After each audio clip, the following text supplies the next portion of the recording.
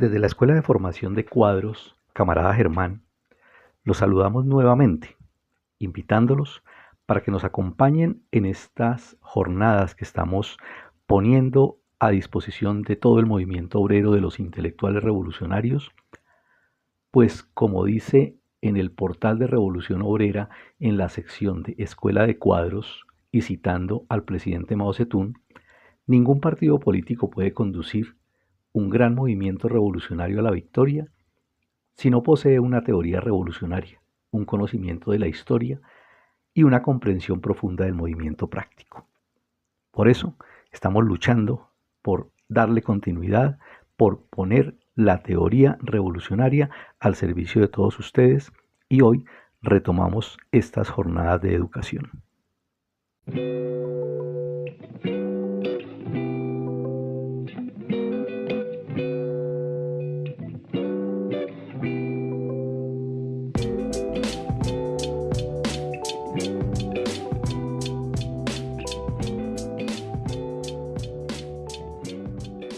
Hoy quiero invitarlos para que estudiemos una obra que me parece muy importante en cualquier tiempo y mucho más entendiendo que estamos en este gran proceso de como si fuera una larga noche sin fin de dominación de la burguesía. Estudiar la teoría, volver a la teoría, estudiar la profundización de ello nos lleva a comprender muchas cosas. Precisamente la lucha por la revolución proletaria es hoy en el mundo quizá la tarea más importante para el futuro de la humanidad. Es de esa magnitud, ni más ni menos, esa es la misión histórica que tienen los obreros del mundo para salvar a la especie humana y a la naturaleza de la destrucción hacia donde nos está conduciendo todas estas acciones de quienes tienen el poder en la sociedad. Un poder que para muchos parece invencible, es una de las ideas que nos meten en la cabeza, pues ellos mismos se encargan de echarle tierra a los ojos de los trabajadores para que no comprendan ni se preocupen incluso por comprender dónde está el pilar central de su aparente, descomunal e inmensa soberanía. La fuente de todo su dominio está en un asunto que lo hemos mencionado, que lo hemos escuchado, pero que a veces no lo comprendemos bien. Está en el poder del Estado. Hacia allí es que debemos poner nuestra principal atención, pues ese es el talón de Aquiles sobre el cual se sustenta el poder. Todo el poder se derrumbaría con la fragilidad de un castillo de naipes si atacamos ese talón de Aquiles. Hoy como en época de Lenin, una gran parte de los que se autoproclaman revolucionarios e incluso buena parte de ellos que se ponen el rótulo de comunistas o socialistas, en realidad traicionan en su actuación y en sus postulados esa base fundamental del marxismo revolucionario referido al Estado, minimizando la necesidad de destruir el pilar central y sembrando en los trabajadores la idea podrida de que el Estado actual no es necesario destruirlo, pues según ellos se puede tomar por las vías electorales y ponerlo al servicio de los intereses de las masas, incluso utilizarlos para construir por las vías pacíficas la nueva sociedad. De esa magnitud y de ese calado es el tema del Estado. Los invito entonces a que nos quitemos esa tierra de los ojos y estudiemos precisamente a Lenin en una de sus magistrales obras dedicadas a explicar este importante aspecto de las formaciones económico-sociales que se llama El Estado y la Revolución. Esta obra fue escrita por Lenin en agosto de 1917, en medio precisamente de la lucha que los llevaría muy pronto al proletariado, en alianza con los campesinos, a tomar el poder del Estado central en el Estado ruso. Y con ello a la derrota del poder de la burguesía que se había tomado el poder, si ustedes recordarán, en febrero de ese mismo año. Como vemos, ahí aparece la llave principal para el triunfo o derrota, la toma y sobre todo la destrucción del Estado de una clase para empezar la edificación del nuevo tipo de Estado basado en el poder directo, ojo, en el poder directo sustentado en el armamento general del pueblo. Eso es una de las de los grandes aspectos que debemos tener en cuenta. Lenin en el prólogo que hizo, en el primer prólogo que se hizo en agosto de 1917, en el primer prólogo a su obra, concluye con estas palabras ese prólogo. Dice, la cuestión de la actitud de la revolución socialista del proletariado ante el Estado adquiere así no solo una importancia política práctica, sino la importancia más candente como la cuestión de explicar a las masas qué deberán hacer para liberarse en un porvenir inmediato del yugo del capital. En este primer episodio de la obra de Lenin vamos a estudiar el primero de 6 capítulos que se titula, ese primer capítulo, La sociedad de clases y el Estado. Metiéndonos en ese capítulo, un aspecto muy importante y de plena vigencia hoy, explica Lenin en esta parte, es la tergiversación o el envilecimiento del marxismo que la misma burguesía con el apoyo de los falsos revolucionarios hacen de la teoría. En este estudio es importante que tengamos en cuenta eso, ¿no? Hablamos de la burguesía como el enemigo claro, abierto, sin tapujos del proletariado, pero existen también aquellos que en su momento, de acuerdo a las circunstancias, los podemos caracterizar como falsos revolucionarios. Posan de revolucionarios, pero en lugar de eso, lo que hacen es tergiversar la teoría y asumir actitudes contrarias a la revolución, ¿no?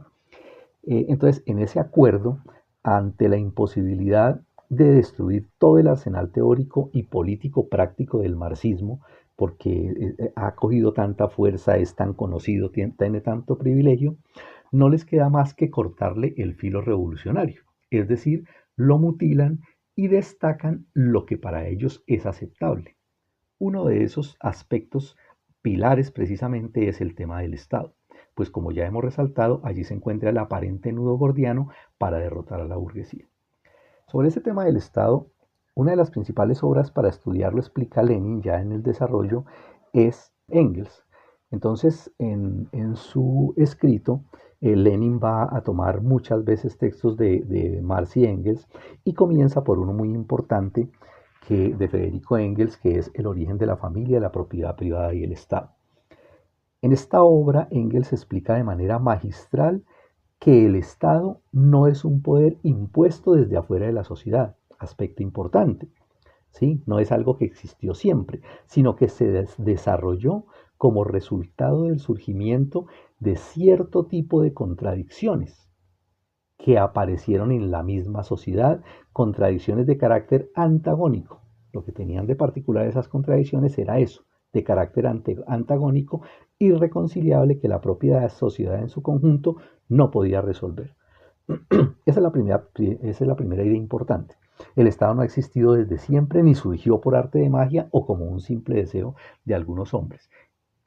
Y cuando Engels entra a explicar la aparición de esas contradicciones insolubles entre los hombres, pues se está refiriendo exactamente a la aparición de las clases sociales, que dicho sea de paso, tampoco han existido, por tanto, desde siempre en la sociedad humana. Hay en este momento de la historia, cuando producto del desarrollo de las fuerzas productivas, se crean intereses antagónicos y irreconciliables entre los hombres, aparecen o emergen de esas propias contradicciones el Estado.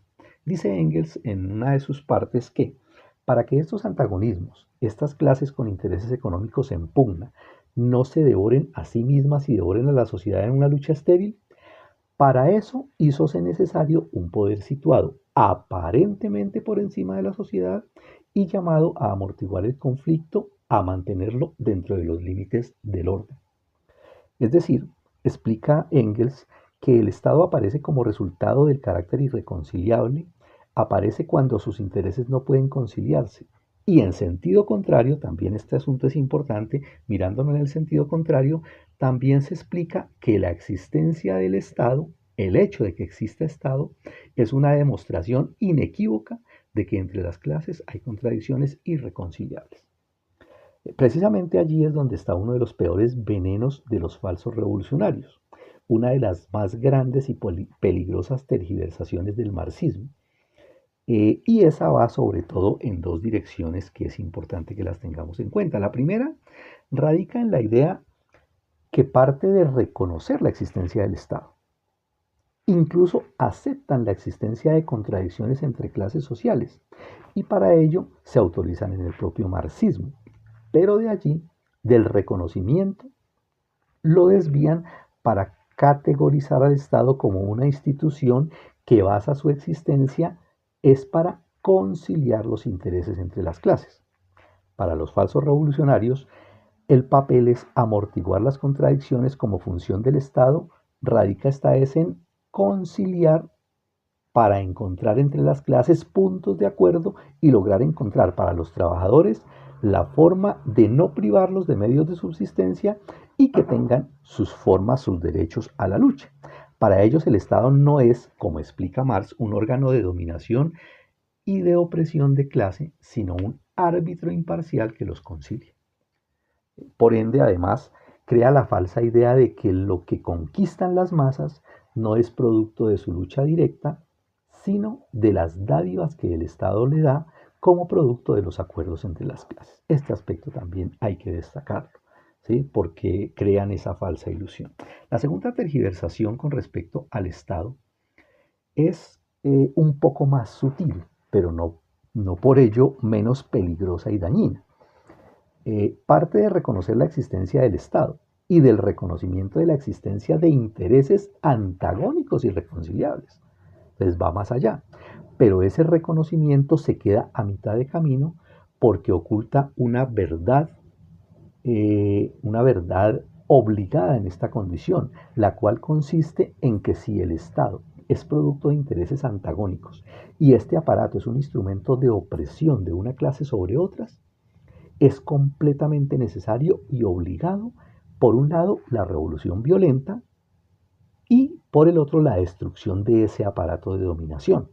Es decir, minimizar esta obligación y necesidad en época de Lenin la personificó Kautsky, pero hoy, en pleno siglo XXI, sabemos que nuevos Kautskys siguen por ahí soñando con la posibilidad de ese tránsito pacífico al socialismo y con la posibilidad de utilizar el aparato del Estado burgués como instrumento para ese propósito. Esa peligrosa manera de apoyarse en el marxismo para quitarle su filo revolucionario y desarmar teórica y políticamente al proletariado es muy venenosa porque se muestra con rostro revolucionario, es decir, muestra la posibilidad de ese estado y de ese tránsito de manera pacífica. Pasemos ahora a una característica particular del Estado como aparato de dominación.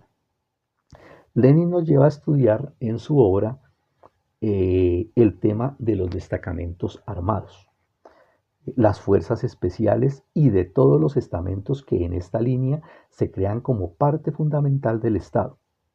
Policía, ejército, cárceles, tribunales y todo ese andamiaje y aparataje pues que se crea alrededor de eso. Y eso hace parte de esa esencia y de esa forma, de esa estructura estatal que es la que le da poder, que le da una aparente fortaleza y fuerza.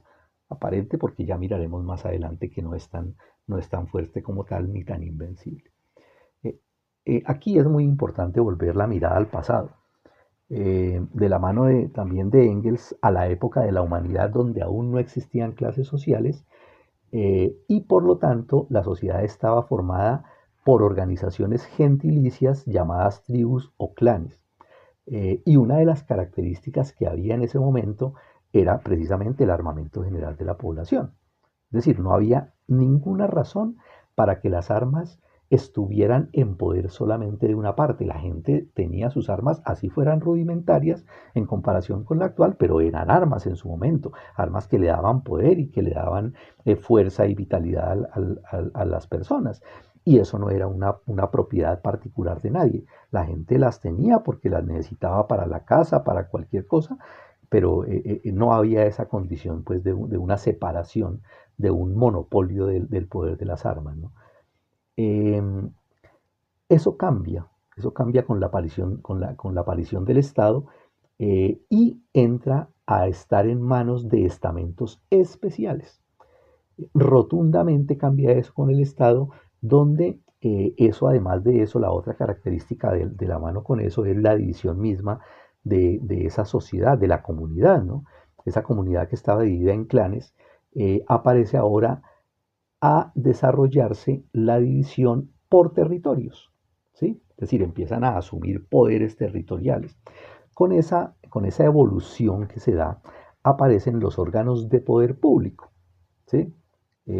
Esos órganos pues especiales también de jueces y todo esto que aparece y todas esas instituciones y de la mano con ello entonces es precisamente donde se empieza a monopolizar el poder de las armas, es decir, esos aparatos estatales con fuerzas especiales se apañan pues y se agarran pues del poder de las armas y la población es despojada de esa posibilidad.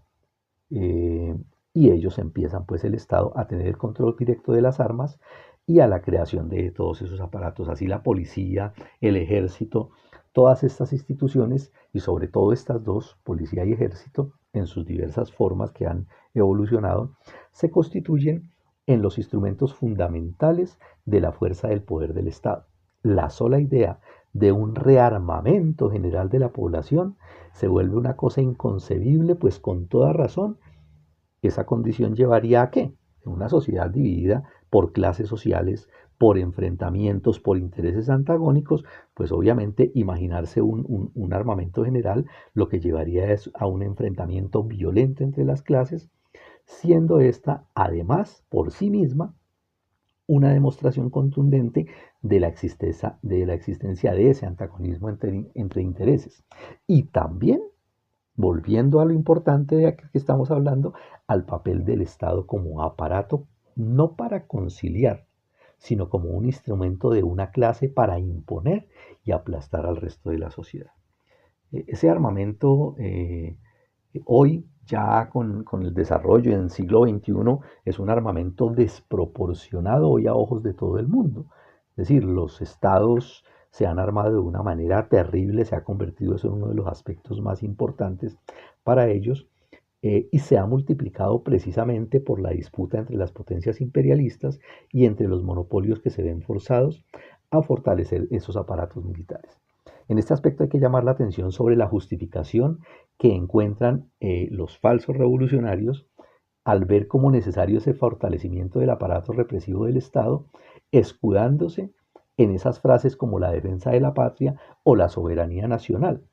No porque no exista el problema nacional, no porque no existan contradicciones, sino porque encubren el poder y lo que está fortaleciendo fundamentalmente ese armamento de los estados, porque al final de cuentas ese fortalecimiento se va a ver descargado es sobre las masas trabajadoras, es decir, el poder del Estado y las armas y los bombardeos van es contra la población, ¿sí? Y eso es lo más importante y eso es lo que hay que resaltar sobre todo.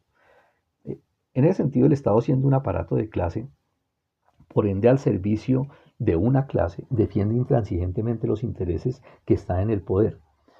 Y eso convierte además a ese Estado, por lo tanto, en un arma al servicio de la explotación de la clase de los poderosos sobre las clases oprimidas y para ello entonces aparecen otras formas en ese estado se va volviendo complicado, se va volviendo ramificado, se va volviendo un monstruo andante, paquidérmico, costoso, de todo, adquiere pues unas características terribles. ¿Sí? El tema, por ejemplo, de los impuestos, el tema de las deudas de los estados que se vuelven impagables, el tema del presupuesto, la corrupción, y eso tiene también una base importante, terriblemente pues dolorosa, y es que se vuelven estados burocratizados, llenos de una cantidad de funcionarios estatales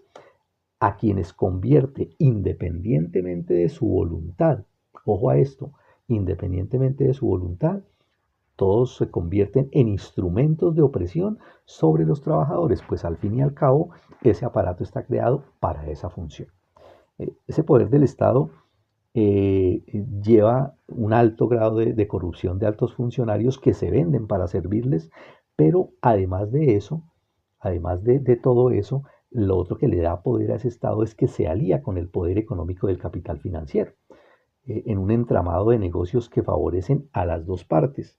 Incluso, así, una de las características que se presentan con el desarrollo del imperialismo es que el capital financiero estrangule a los estados con el crédito y las deudas impagables, pues al fin de cuentas estas deudas pasarán a descargarse fundamentalmente sobre el pueblo a través de muchas formas, una de ellas los impuestos, pero esa alianza pues de los estados con todos esos aparatos del imperialismo se vuelve pues una alianza terrible y mordaz contra los trabajadores.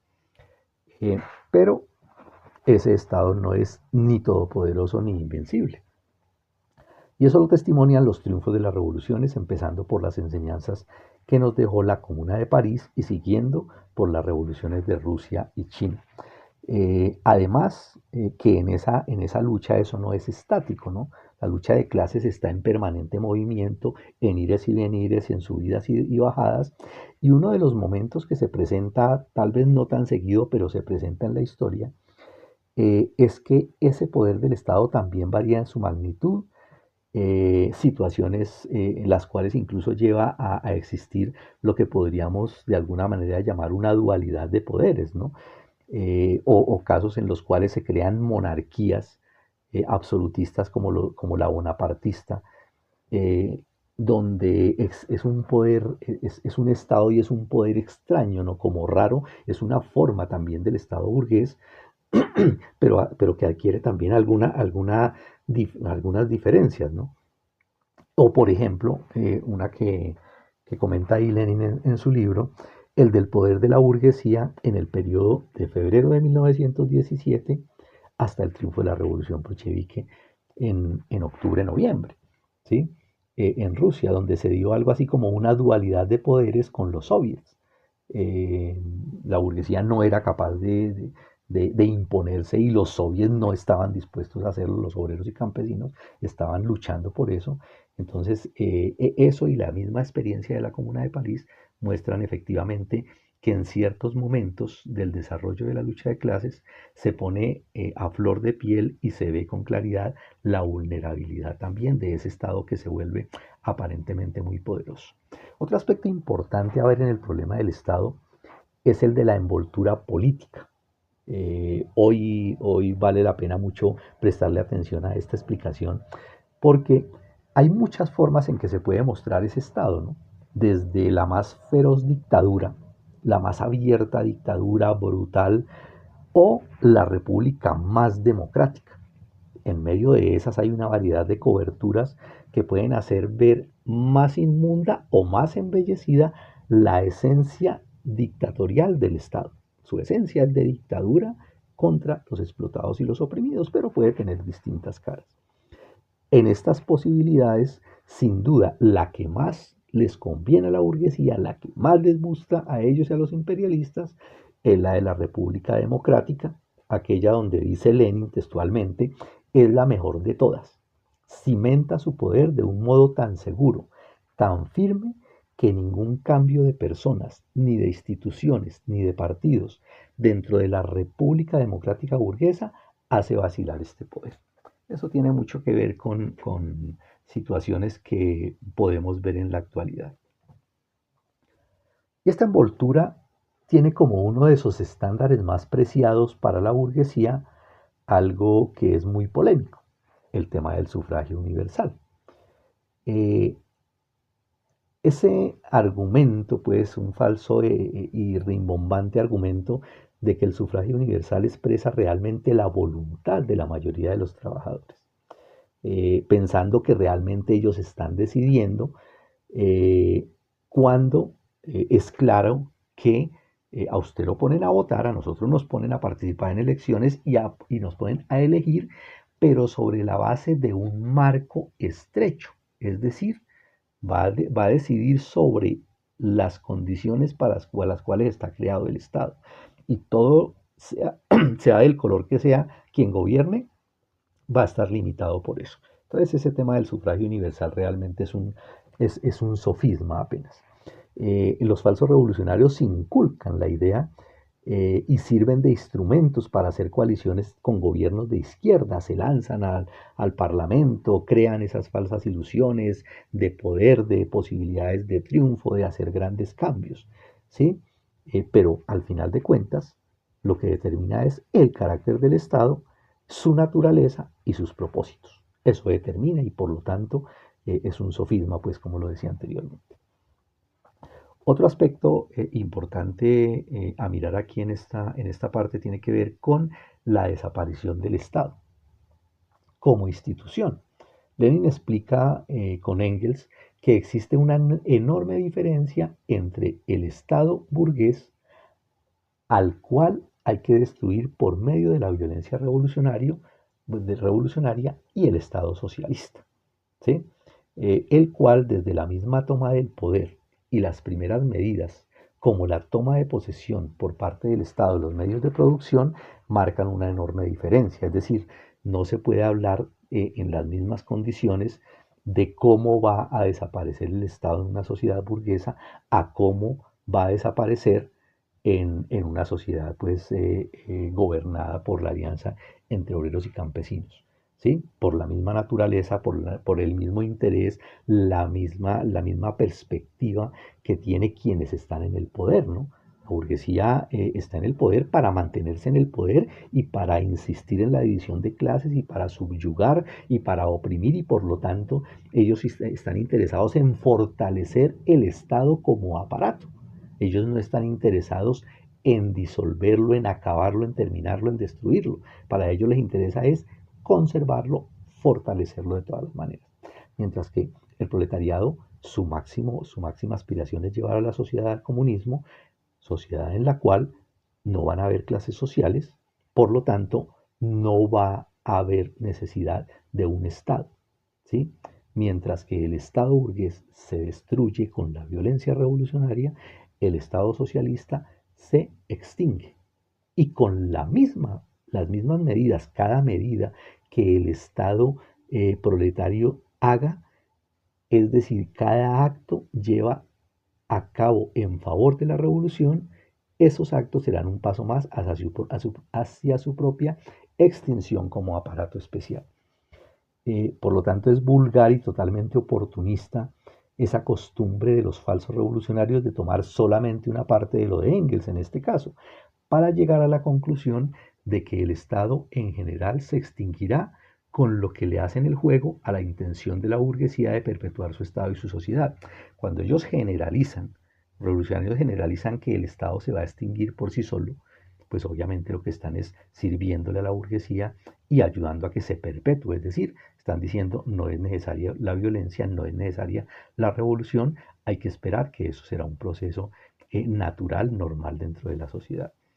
De paso en este tema también, Engels pone en su lugar una de las grandes errores de los anarquistas, quienes siendo luchadores y parte del movimiento obrero y luchan por el comunismo, ellos creen que el Estado debe destruirse con la revolución, como si fuera un simple deseo o que por mala voluntad se hubiera creado el Estado por las clases dominantes y no, como lo hemos desaltado y como ya se ha estudiado, como un aparato surgido por las contradicciones de la sociedad y por ende solo podrá desaparecer con la desaparición de las clases. Eso no se puede resolver con la toma del poder inmediato porque las clases siguen subsistiendo en el socialismo. Y este es un proceso que requiere tiempo y no se puede simplemente resolver con un decreto como quisieran pues los anarquistas. El Estado no es eterno, por tanto. Lo que queremos exaltar con esto que estamos viendo hoy es que no es eterno, que no ha existido siempre y por tanto no será para siempre. Surgió como producto de contradicciones antagónicas en la sociedad y por lo tanto tiene su esencia en la defensa de los intereses de una parte en contra de los intereses del resto de la sociedad. Y solamente la clase obrera, esto es muy importante, solamente la clase obrera tiene la posibilidad de llevar a la humanidad a un estadio social donde desaparezca ese estado como tal. En una de sus partes finales de este capítulo, muy, muy valioso, termina Lenin diciendo lo siguiente: la sustitución del Estado burgués por el Estado proletario es imposible sin una revolución violenta.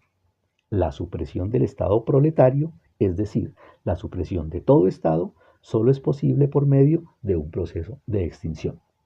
Muchas gracias y hasta una próxima.